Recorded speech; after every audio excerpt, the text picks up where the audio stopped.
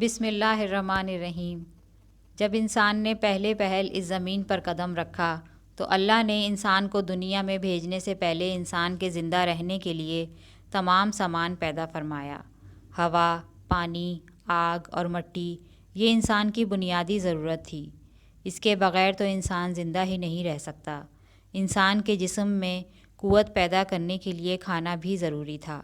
اس کے لیے اللہ نے پھل، پھول، میوے، پودے، ہرے بھرے درخت پیدا کیے۔ اس کے علاوہ سر اٹھائے بلند و بالا پہاڑ، رواں دواں گنگناتے ہوئے چشمے، بل کھاتے دریا، بکھرا سمندر، چاند، سورج، ستارے، غرض کے ہر وہ چیز جو انسان کے زندہ رہنے کے لیے ضروری تھی پیدا کی۔ ان سب چیزوں کے علاوہ انسان کے آرام اور سہولت کے لیے اور چیزوں کی بھی ضرورت تھی، وہ بھی پیدا فرمائیں۔ زمین، آسمان کے اندر بے شمار چھپے ہوئے خزانے اور وسائل ہیں، مثلاً لوہا، چاندی، ابرک، تیل، کوئلہ اور گیسیں ہیں۔ یہ تمام چیزیں انسان کی ضرورت کی ہیں، ان سے انسان فائدہ حاصل کرتا ہے۔ ان تمام چیزوں کو زمین کے اندر سے نکالنے اور دریافت کرنے کے لیے ایک ایسی ذی عقل اور علم رکھنے والی ہستی کی ضرورت تھی جو ان تمام چھپی ہوئی اور اوجھل چیزوں کو ڈھونڈ کر نکالے اور اپنے ہی لیے کارآمد بنائے۔ یہی وہ ہستی جسے انسان کہا جاتا ہے۔ انسان کو اللہ نے سوچنے سمجھنے کی صلاحیت عطا کی، پھر دنیا میں بھیجا۔ سب سے پہلے انسان حضرت آدم علیہ السلام تھے۔ انسان کی نسل حضرت آدم علیہ السلام سے چلی اور تمام انسان حضرت آدم علیہ السلام کی اولاد ہیں۔ اللہ تعالیٰ نے حضرت آدم علیہ السلام کو پیدا کرنے کے لیے ارادہ ظاہر کیا اور فرشتوں سے کہا، میں زمین پر اپنا خلیفہ بنانے والا ہوں۔ اس پر فرشتوں نے اعتراض کیا اور کہا کہ کیا آپ زمین پر انسان پیدا کرنے والے ہیں؟ انسان تو زمین پر فساد پیدا کرے گا اور خون بہائے گا۔ ہم تو تیری پاکی بیان کرتے ہیں اور تیرا شکر بجا لاتے ہیں، کیا ہم عبادت کے لیے کافی نہیں ہیں؟ اللہ نے فرمایا، جو میں جانتا ہوں وہ تم نہیں جانتے۔ پھر اللہ نے خود اپنے ہاتھوں سے حضرت آدم علیہ السلام کا پتلا بنایا، پھر اسے سنوارا اور مناسب شکل دی۔ اس کے جسم کا ہر حصہ خوبصورتی کے ساتھ بنایا۔ پھر اس مٹی کے پتلے میں اللہ نے اپنی روح پھونکی۔ پھر اللہ نے فرشتوں سے پوچھا کہ چیزوں کے نام بتاؤ اگر تم سچے ہو۔ فرشتوں نے جواب دیا، ہم نہیں جانتے، سب سے زیادہ تو آپ جاننے والے ہیں۔ ہم کو تو بس اتنا ہی علم ہے جو آپ نے ہم کو سکھایا ہے، آپ بڑے علم اور برکت والے ہیں۔ اللہ نے آدم سے کہا، اے آدم، ان فرشتوں کو ان چیزوں کے نام بتاؤ۔ اللہ نے آدم کو تمام چیزوں کے نام بتا دیے تو آدم کے علم میں تمام باتیں آ گئیں۔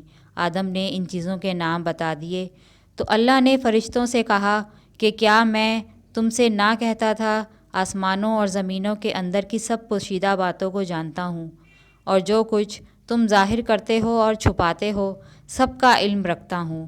اللہ تعالیٰ نے فرشتوں سے کہا کہ آدم کو سجدہ کرو، تو تمام فرشتوں نے آدم علیہ السلام کو سجدہ کیا، لیکن ابلیس نے سجدہ کرنے سے انکار کر دیا۔ وہ غرور کرنے والوں میں سے تھا۔ تجھے کس چیز نے سجدہ کرنے سے روکا جبکہ میں نے تجھے حکم دیا تھا؟ اللہ نے پوچھا۔ ابلیس نے کہا کہ آپ نے انسان کو مٹی سے بنایا اور مجھے آگ سے پیدا کیا۔ ابلیس کے معنی مایوس اور ناامید ہونا ہے۔ اسی لیے کہا گیا ہے کہ جو شخص اللہ سے ناامید ہوتا ہے وہ ابلیس کے تابع ہوتا ہے۔ جو لوگ ابلیس اور شیطان کے بہکاوے میں آ جاتے ہیں وہ پست ہمت ہوتے ہیں۔ جو فرائض ان کے ذمے ہوتے ہیں وہ ادا نہیں کرتے اور ذلیل و خوار ہوتے ہیں۔ جب ابلیس نے سجدہ کرنے سے انکار کیا تو اللہ نے فرمایا، تو آسمان سے اتر، تو نے تکبر کیا اور تو ذلیل و خوار ہوا۔ ابلیس نے کہا کہ مجھے قیامت کے دن تک مہلت دیجیے۔ اس پر اللہ نے فرمایا، تجھے مہلت دی گئی۔ ابلیس نے کہا، میں تیرے بندوں کو گمراہ کروں گا اور ہر طرف سے ان کو گھیرے میں رکھوں گا، وہ تیرا شکر بھی نہیں کریں گے۔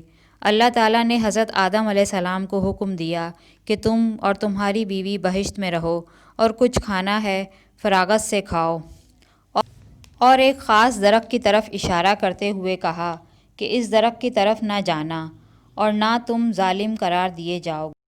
چنانچہ آدم علیہ السلام اور بی بی حوا آرام سے رہنے لگے، تو شیطان نے دونوں کے دلوں میں وسوسہ ڈالا کہ تمہارے رب نے تم دونوں کو اس درخت کے قریب جانے سے اس لیے منع فرمایا کہ کہیں ایسا نہ ہو کہ تم ہمیشہ ہمیشہ کے لیے زندہ رہنے لگو۔ میں تمہارا خیر خواہ ہوں اور تم دونوں کی بھلائی چاہتا ہوں۔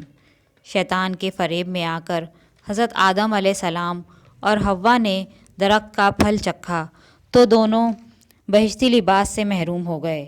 ان کے جسم سے بہشت کا لباس اتر گیا۔ دونوں اپنے اوپر جنت کے پتے جوڑ جوڑ کر رکھنے لگے۔ ان کے رب نے انہیں پکارا اور کہا، کیا میں نے تم دونوں کو اس درخت کے قریب جانے سے منع نہیں کیا تھا اور یہ نہ کہا تھا کہ شیطان تمہارا دشمن ہے؟ حضرت آدم علیہ السلام اور حوا دونوں سے غلطی ہوئی، انہوں نے اللہ کا حکم نہیں مانا۔ اس غلطی پر دونوں کو سخت ندامت ہوئی۔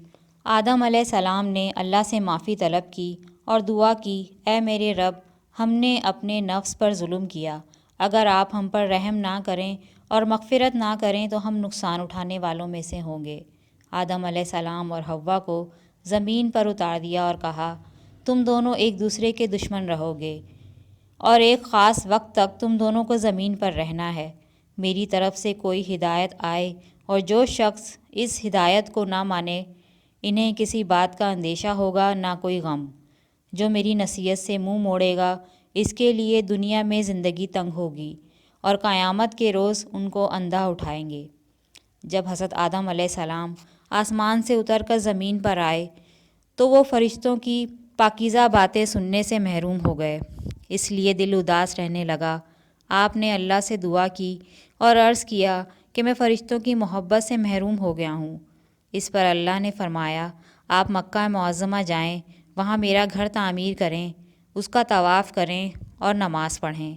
چنانچہ آپ علیہ السلام جبرائیل امین کے ساتھ مکہ معظمہ گئے، وہاں تعمیر کی بنیاد رکھی، نماز پڑھی اور طواف کیا۔ حضرت آدم علیہ السلام کے واقعے سے ہمیں سبق ملتا ہے کہ جس کام کو اللہ نے کرنے سے منع فرمایا ہے وہ نہ کریں، جو کام کرنے کا حکم دیا ہے وہی کریں۔ یہی عبادت ہے، عبادت نیکی ہے، نیکی عبادت ہے۔